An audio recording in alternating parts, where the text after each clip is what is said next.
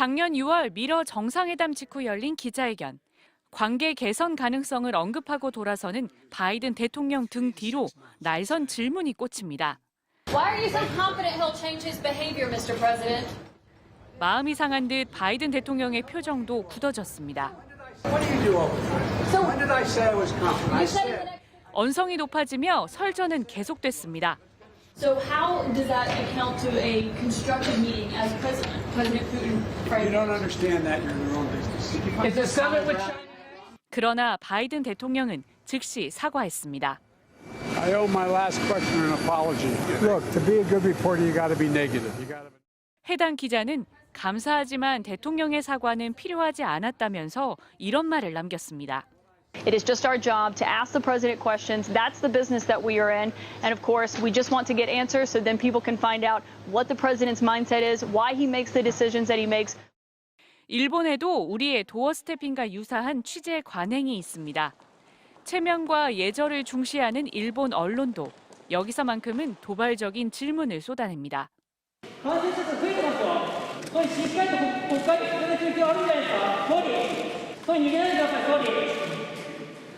기자가 다양한 각도의 질문을 하고 견해를 묻는 건 통치자의 일방적인 선전을 막고 국민의 알 권리를 보장하기 위한 중요한 작업이다.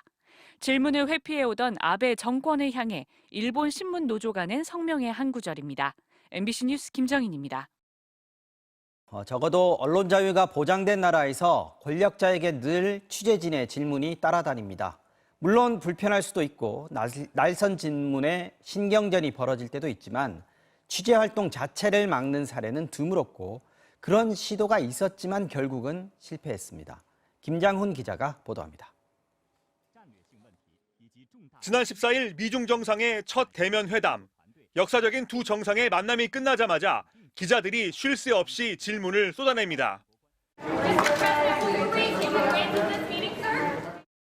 이때 인권 관련 질문을 하던 미국 기자를 제지한 건 중국이었습니다. 언론 자유가 보장되는 나라에서 질문은 가장 흔하고 보편적인 취재 활동입니다. 고령의 대통령에게는 민감할 수 있는 건강 관련 질문에도 여유 있게 답변합니다.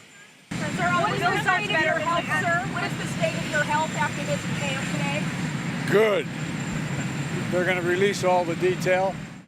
물론 이런 바이든 대통령도 공격적인 질문으로 일관하던 보수 성향 폭스뉴스 기자에게 말실수를 하기도 했습니다. That's a great asset. More inflation. 하지만 바이든 대통령은 곧바로 사과했고 해당 기자 역시 사과를 받아들이고 평상시처럼 취재 활동을 이어갔습니다. Also acknowledge that all of you are going to ask him a range of questions. 언론 통제에 나섰다가 역효과를 본 대표적인 인물이 바로 트럼프 전 대통령입니다. 특히 CNN과의 관계는 원수지간처럼 험악했습니다. Mr. President, if I may ask one other question, are you worried? That's enough. That's enough. That CNN should be ashamed of itself having you working for them. You are a rude, terrible person. You shouldn't be working for CNN.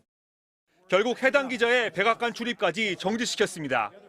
하지만 우군이었던 폭스뉴스마저 등을 돌렸고 출입 정지 조치는 일주일 만에 법원 판결로 취소됐습니다. 일본에선 정부의 통제에 맞선 기자가 언론 자유의 상징이 되기도 했습니다. 아베 전 총리의 부정부패 의혹이 일었던 2017년 6월, 당시 스가 관방장관이 제대로 답변하지 않자 도쿄신문의 모치즈키 기자는 40분간 23번 같은 질문을 반복하면서 맞섰습니다.